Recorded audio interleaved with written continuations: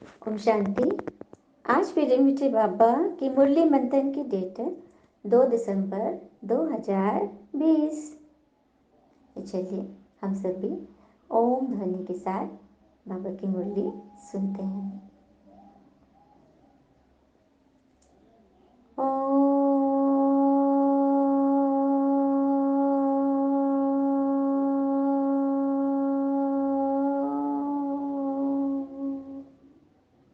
शांति।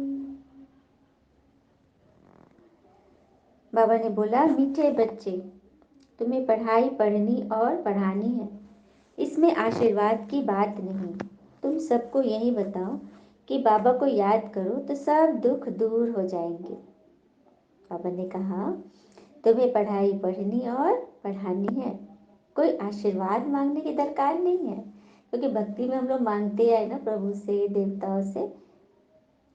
तो यहाँ क्या करना है? सिर्फ बाबा को याद करना है, अर्थात उनकी श्रीमत पे चलना है, तो सभी दुख दूर हो जाएंगे। प्रश्न है, मनुष्य को कौन कौन सी फिक्राते हैं? तुम बच्चों को कोई भी फिक्रात नहीं, क्यों?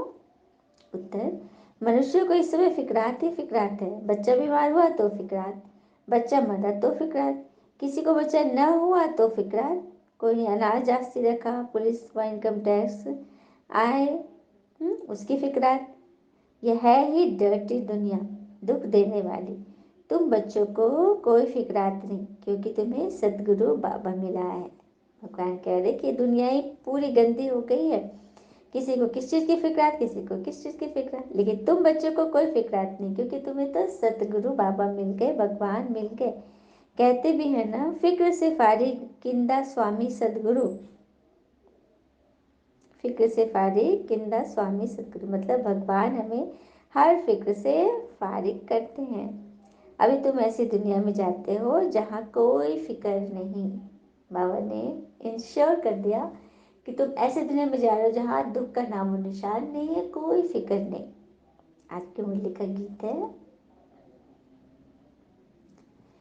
तू प्यार का सागर है,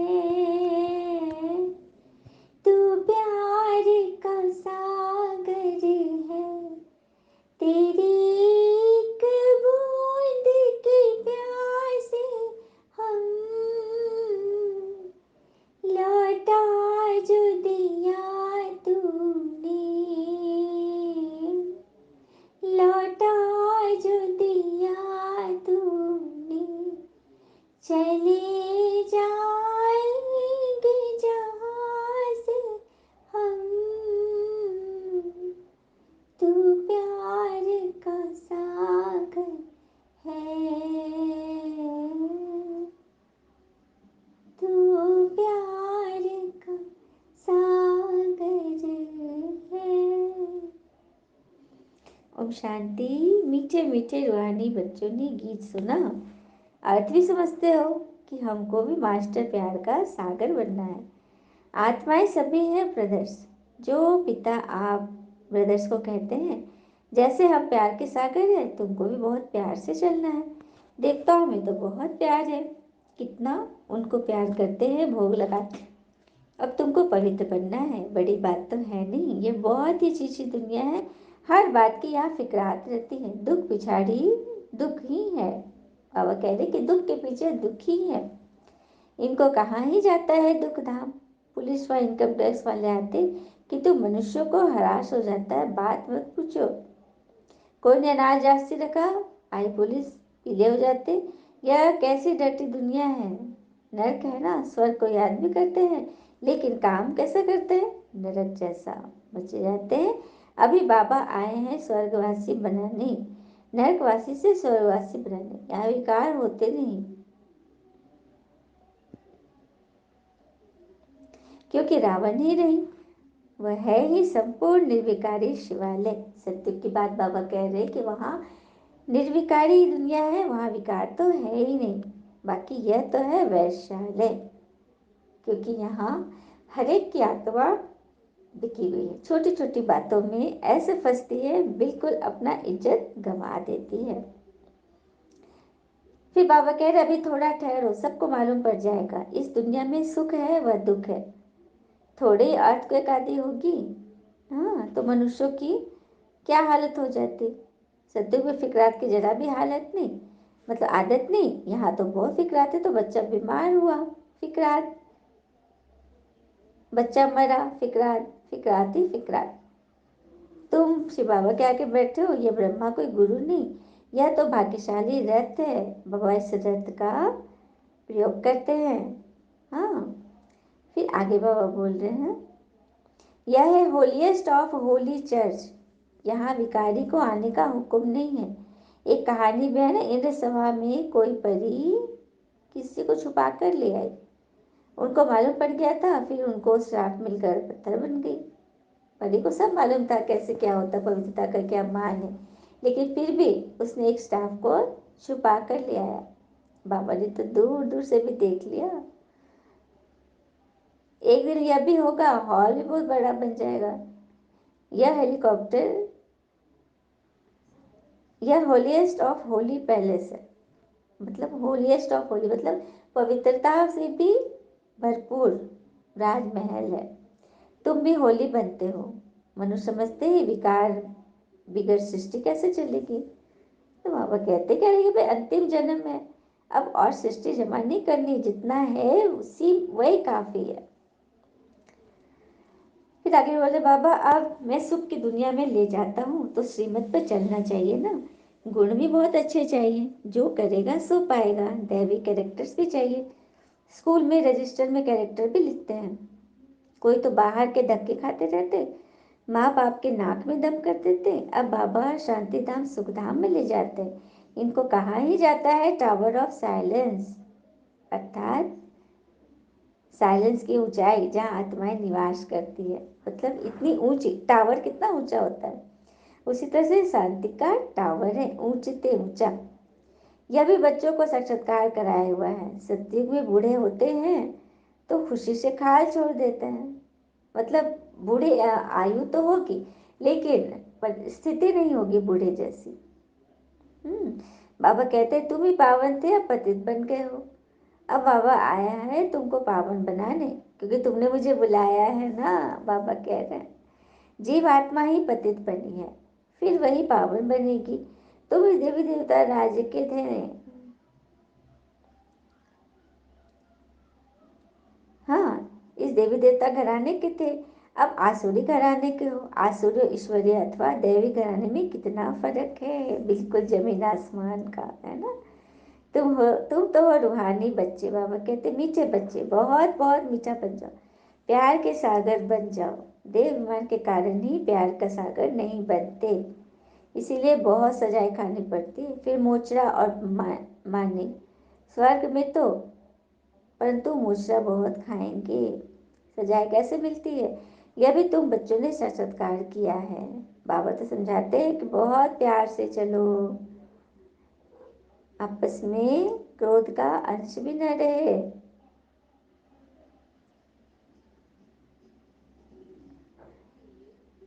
फिर बाबा सबको निमंत्रण देते हैं, अमृत पियो। विष और अमृत का एक किताब निकला है, किताब देखने वाले को इनाम मिला है, नामी ग्रामी। देखना चाहिए क्या लिखा है।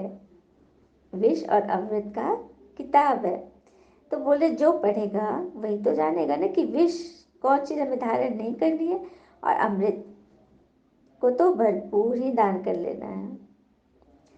फिर बोले बाबा तुम फिर विष को क्यों खाते हो, तुम फिर विष को क्यों खाते हो। रक्षाबंधन भी इस समय का यादगार है, बाप बच्चे को काटते हैं। भगवान वाच निराकार। बाबा कहते मैं इनके 84वें जन्म के बाद फिर से स्वर्ग का मालिक बनाता हूँ। अभी झाड़ छोटा है, माया के तूफान बहुत लगते हैं, ये बड़ी गुप्त सर्विस है। बाबा तो कहते हैं बच्चे याद की यात्रा में रहो और पवित्र बनो। यहाँ ही पूरी राजधानी स्थापन हो रही है। गीता में लड़ाई दिखाते हैं ना, पांडवों पहाड़ों पर जाके गल मरे, बस रिजल्ट कुछ नहीं।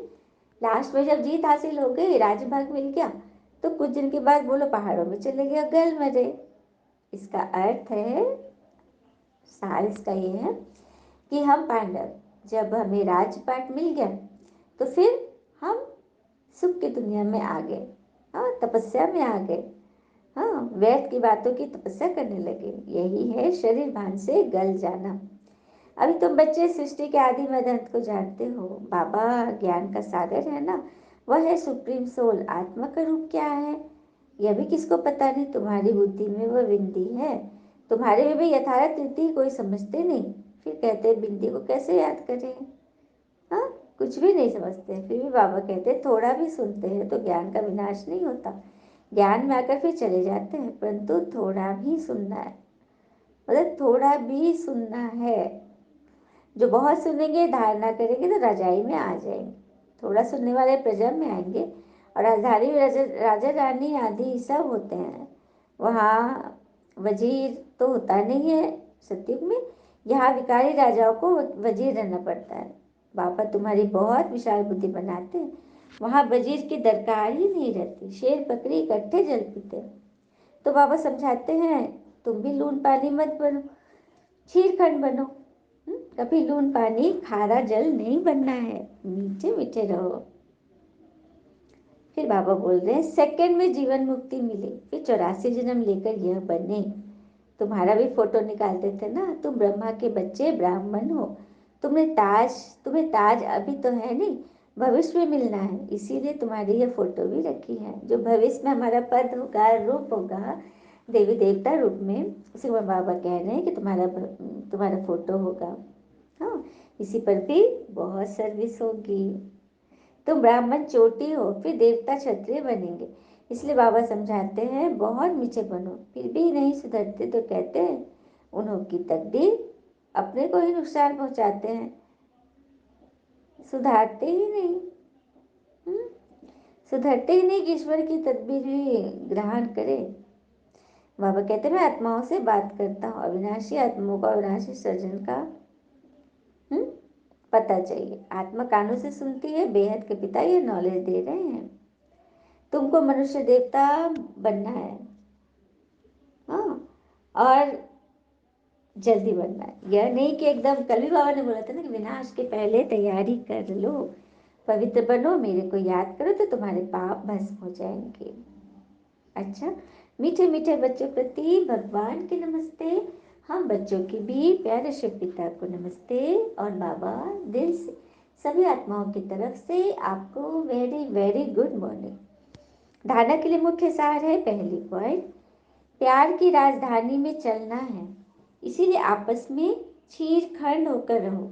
कभी भी लून पानी कर मतभेद में नहीं आना है। अपने आप ही सुधरना है। सुंदर बात। मतलब राजधानी स्थापन हो रही है तो उसमें प्रजा क्वालिटी की आत्माएं भी तो जाएंगी, लेकिन बाबा प्रत्येक को राजा बनाना चाहता है। इसलिए कह रहे हैं आपस में सब चीर खंड होकर रहो। दूसरा पॉइंट, देह अभिमान को छोड़ मास्टर प्यार का सागर बनना है। अपने को दैवी गरिष्ठ बनाने, बहुत बहुत फरिश्ता स्वरूप बनना है, मीठा होकर चलना है। तो देह अभिमान ही जड़ है। इसीलिए मुझे फोन नहीं किया। हाँ, ये क्या है? यह देह अभिमान है। बाबा से मिलाओ ना नंबर, बाबा बात करेगा। चलिए, रजिस्टर कराएंगे ना। वरदान है, मगन अवस्था के अनुभव द्वारा माया को अपना भक्त बनाने वाले माया जीत भव। मगन अवस्था के अनुभव द्वारा माया को अपना मीत बनाने वाले माया जीत भव। अब कैसे बनेंगे? मगन अवस्था का अनुभव करने के लिए अपने अनेक टाइटल व स्वरूप, अनेक गुणों के श्रृंगार, अनेक प्रकार की खुशी की, रूहानी नशे की पॉइंट्स व्यर्थ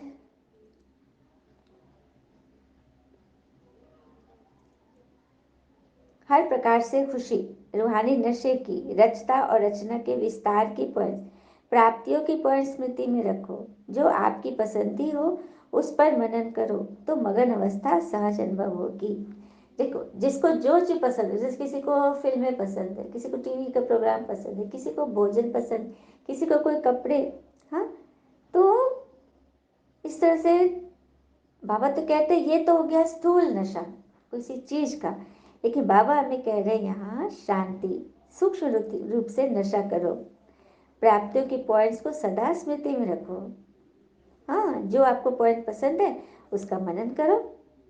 मगन अवस्था अर्थात स्व अनुभव होगी, फिर भी परवश नहीं होंगे।